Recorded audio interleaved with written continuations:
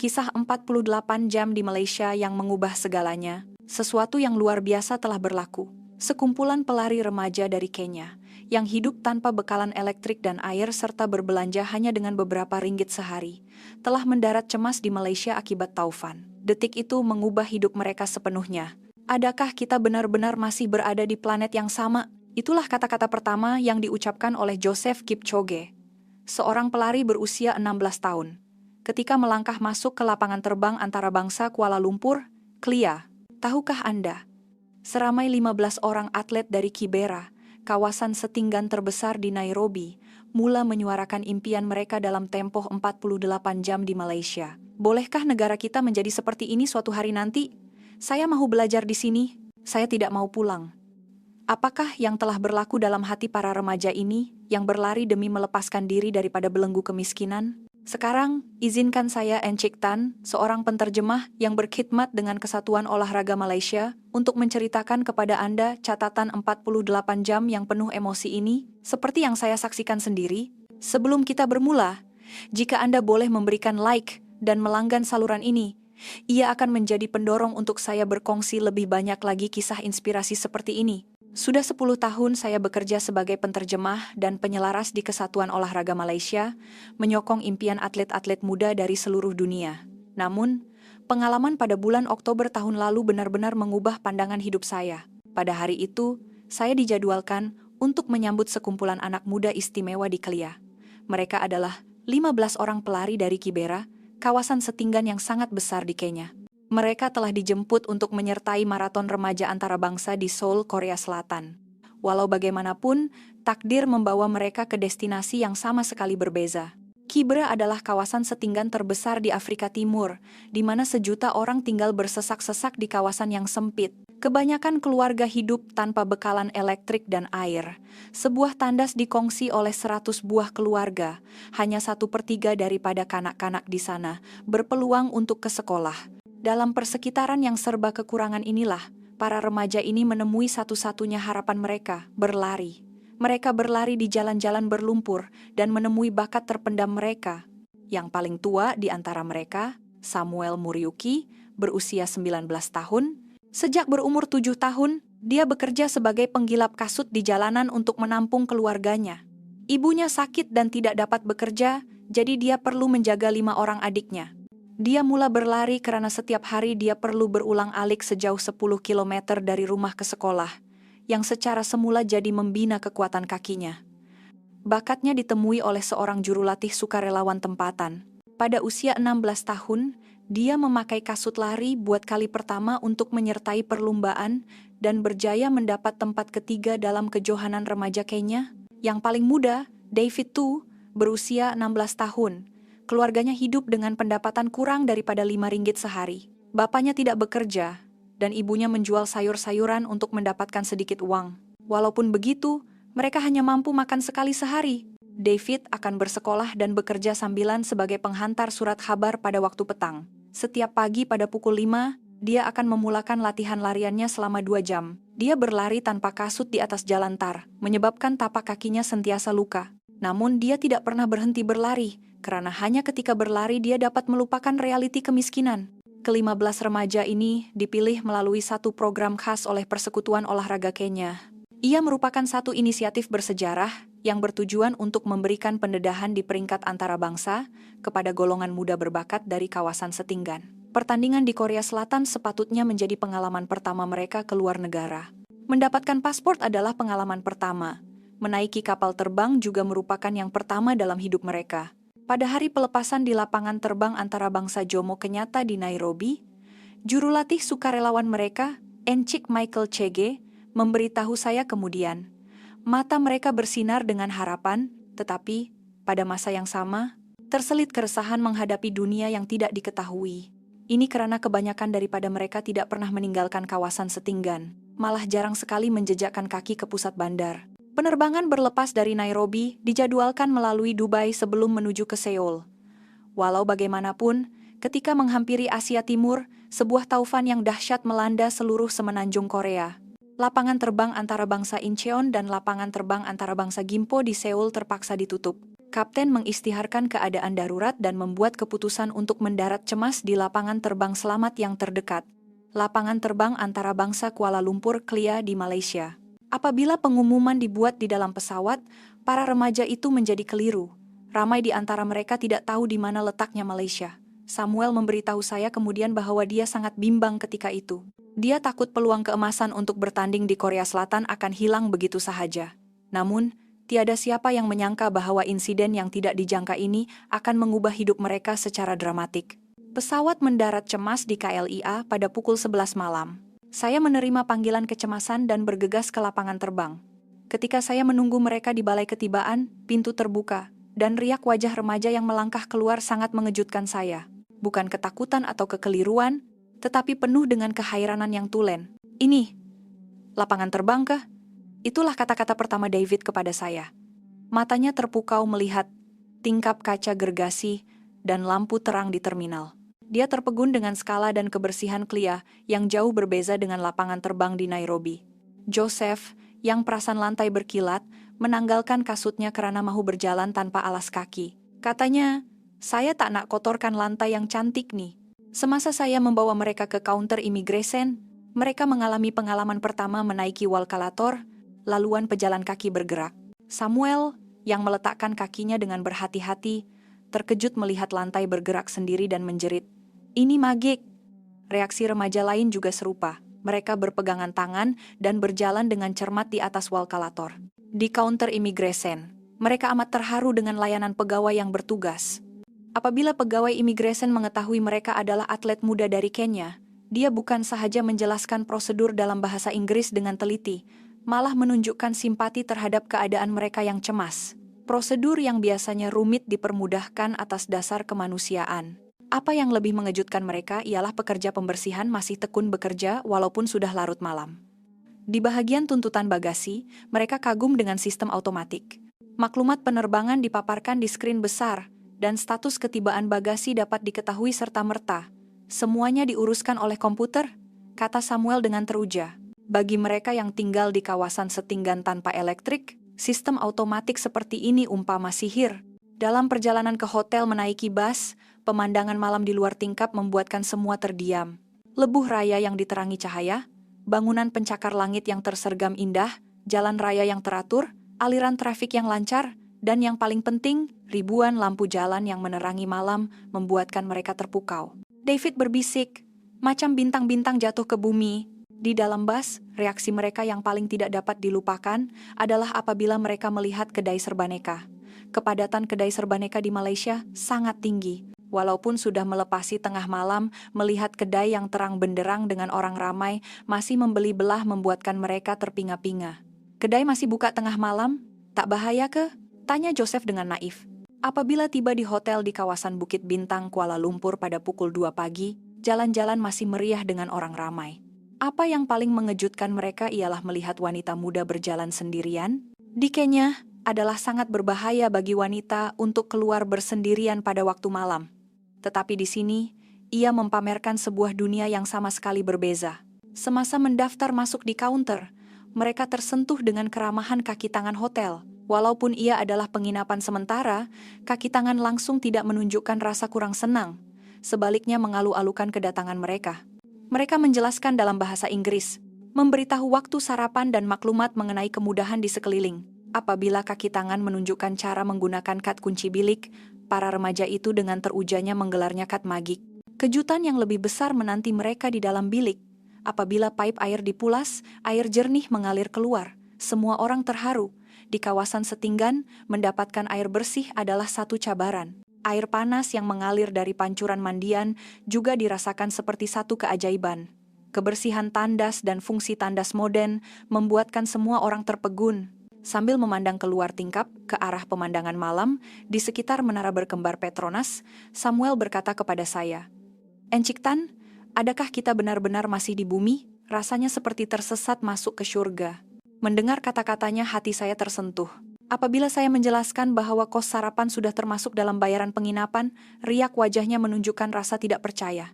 Di Kibera, dapat makan sekali sehari pun sudah satu rahmat. Pilihan makanan yang melimpah ruah seperti ini tidak pernah wujud. Melihat mereka makan perlahan-lahan dengan penuh kesyukuran membuatkan saya sadar betapa bertuahnya kita dengan nikmat yang sering kita anggap biasa. Selepas sarapan, kami membuat keputusan untuk bersiar-siar di Kuala Lumpur. Mula-mula, kami menuju ke stesen LRT KLCC untuk memberi mereka pengalaman menaiki tren. Di pintu masuk stesen, mereka berhenti. Ini kali pertama mereka melihat eskalator yang menuju ke bawah tanah. "Tangga ini bergerak," kata Joseph dengan takjub. Mereka menaiki eskalator satu persatu dengan berhati-hati, melangkah ke dunia bawah tanah. Platform LRT adalah satu lagi dunia baru bagi mereka.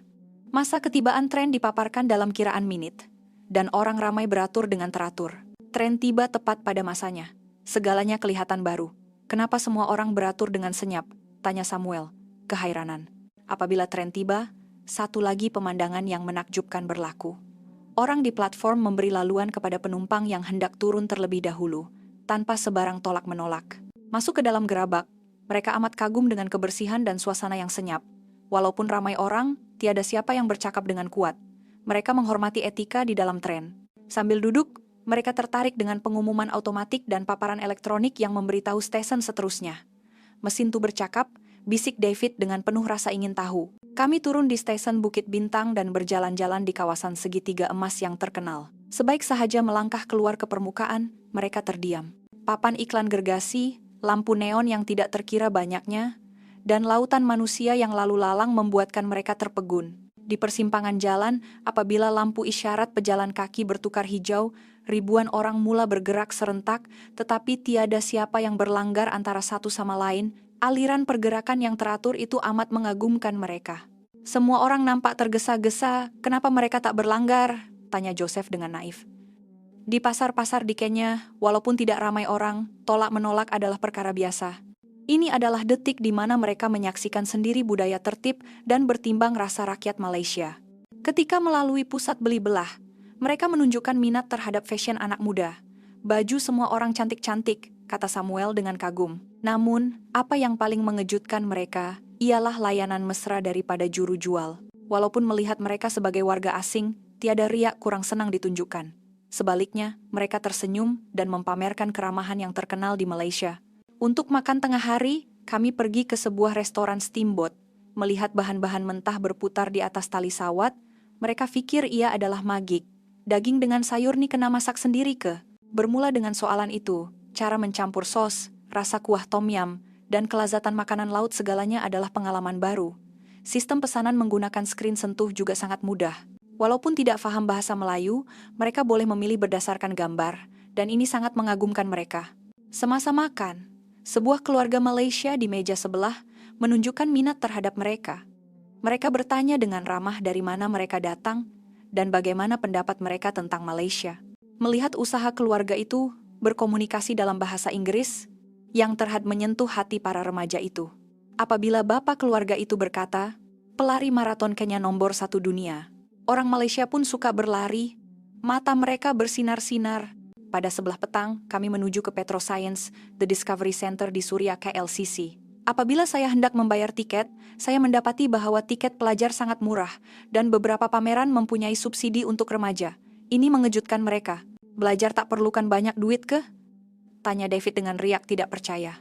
Pameran spesimen biologi, planetarium, dan pameran teknologi sains segalanya baru bagi mereka. Yang paling berkesan ialah pameran mengenai alam sekitar dan evolusi teknologi.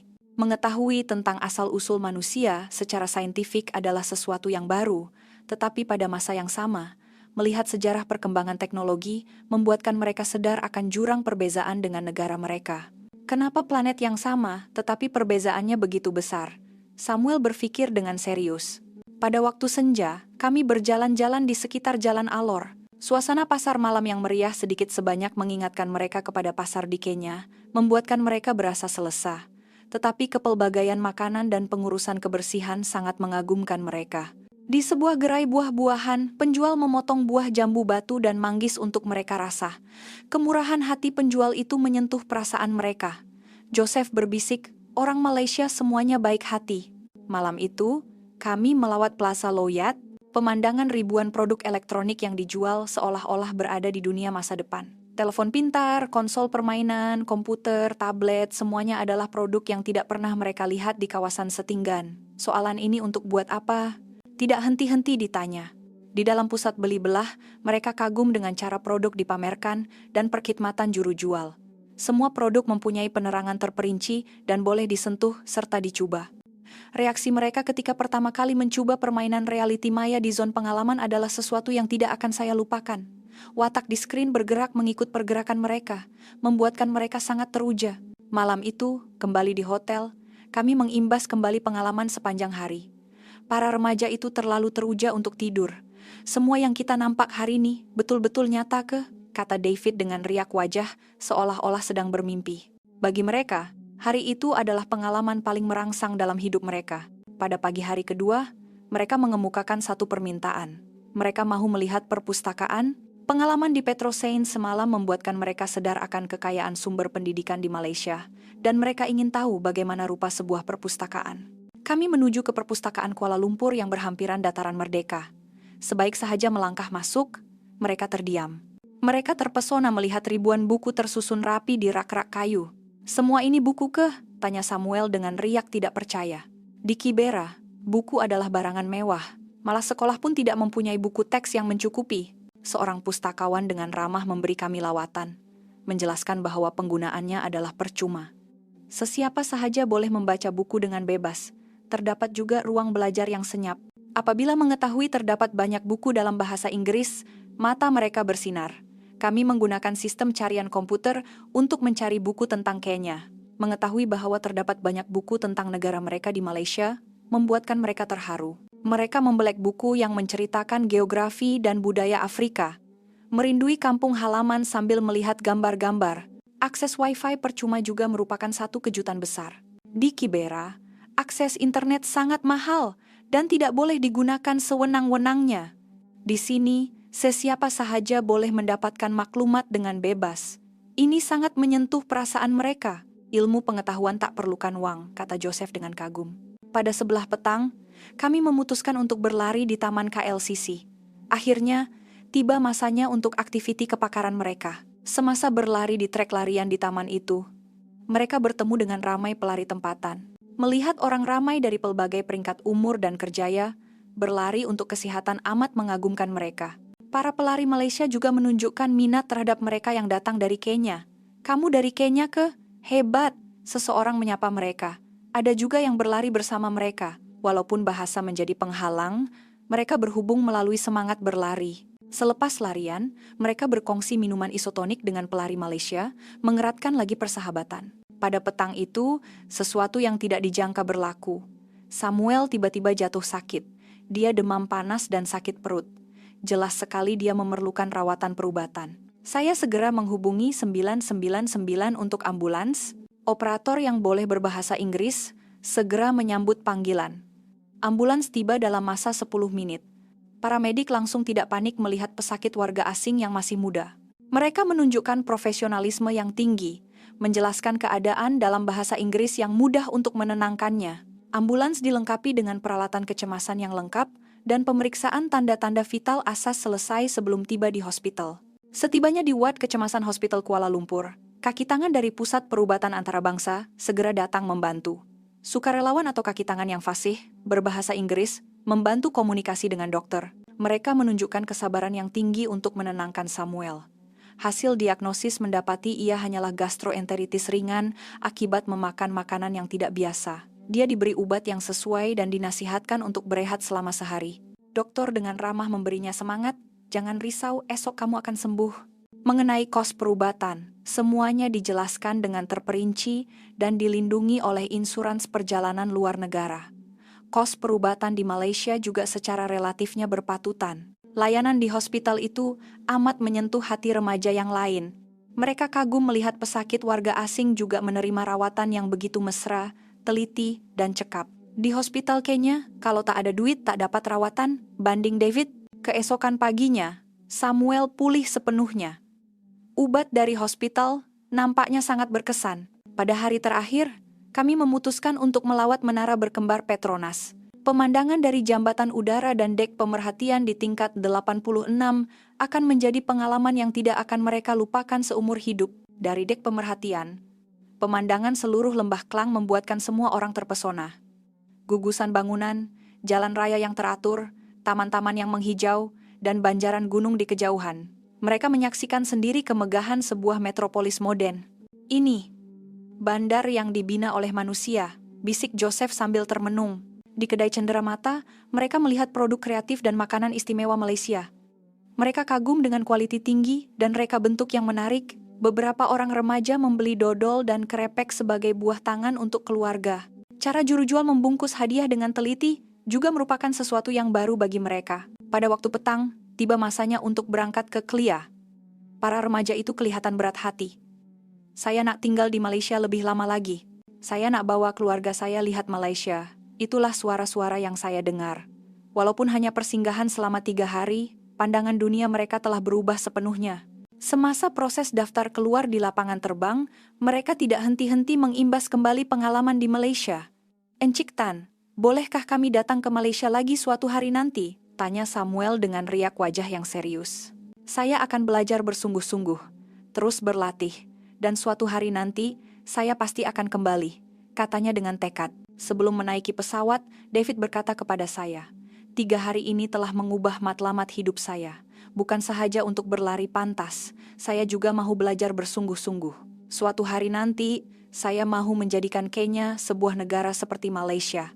Mendengar kata-katanya, hati saya sebak. Sekembalinya ke Kenya, para remaja itu dengan penuh semangat menceritakan pengalaman mereka di Malaysia kepada keluarga, rakan-rakan, dan komuniti. Walaupun di rumah tanpa elektrik, mereka menggunakan panel solar untuk mengecas telepon dan berulang kali menayangkan gambar serta video yang diambil. Ibu Samuel terkejut dengan perubahan anaknya. Pandangan mata anak saya sudah berbeza, penuh dengan harapan, katanya kepada juru latih sukarelawan tempatan. David pula mencatatkan apa yang dipelajarinya di Malaysia dalam sebuah buku nota dan mula mengajar kanak-kanak lain. Suatu hari nanti, kita akan jadikan pekan kita semudah dan semesra di Malaysia, serunya kepada orang-orang dewasa di komunitinya. Selepas sebuah stesen radio tempatan menyiarkan kisah mereka dalam satu program khas, sambutan daripada pendengar amat menggalakkan.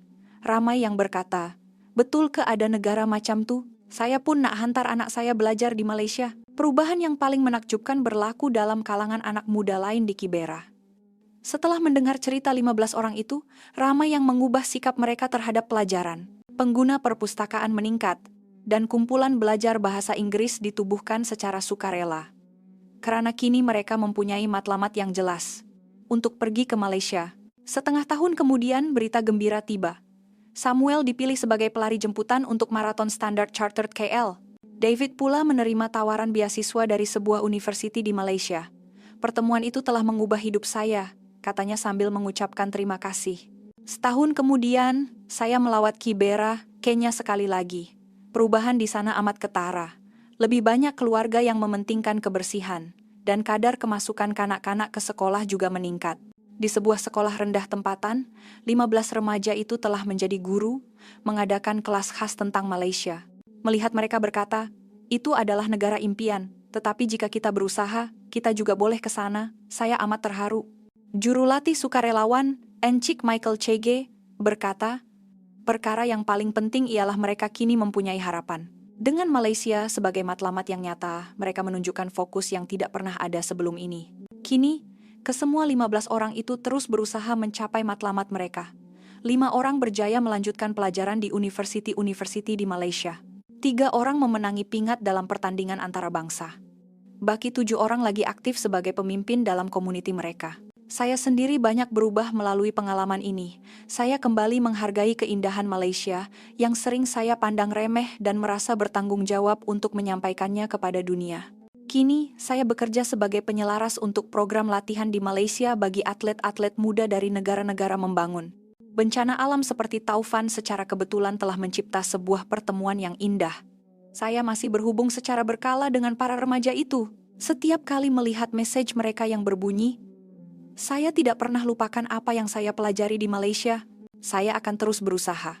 Suatu hari nanti, saya mahu membalas budi, saya merasakan betapa berartinya pekerjaan ini. Kehebatan Malaysia bukan hanya terletak pada teknologi dan kemudahan hidupnya. Sikap bertimbang rasa terhadap sesama insan, penghormatan terhadap kepelbagaian budaya, pelaburan dalam pendidikan, dan semangat untuk membantu mereka yang memerlukan. Saya percaya nilai-nilai inilah yang menunjukkan kekayaan sebenar sesebuah negara. Kisah yang bermula secara kebetulan ini telah mengubah begitu banyak kehidupan. Saya percaya pada potensi yang dimiliki oleh negara bernama Malaysia ini dan pada kemungkinan tanpa batas yang ada pada anak-anak muda ini, dan saya akan terus melakukan kerja ini. Kisah hari ini sampai di sini sahaja. Kisah tentang bagaimana remaja dari Kenya yang miskin, akibat pendaratan cemas karena taufan, telah mengalami 48 jam yang mengubah hidup mereka di Malaysia. Apa pendapat Anda? Sila tinggalkan pesanan semangat untuk wira-wira dalam kisah ini.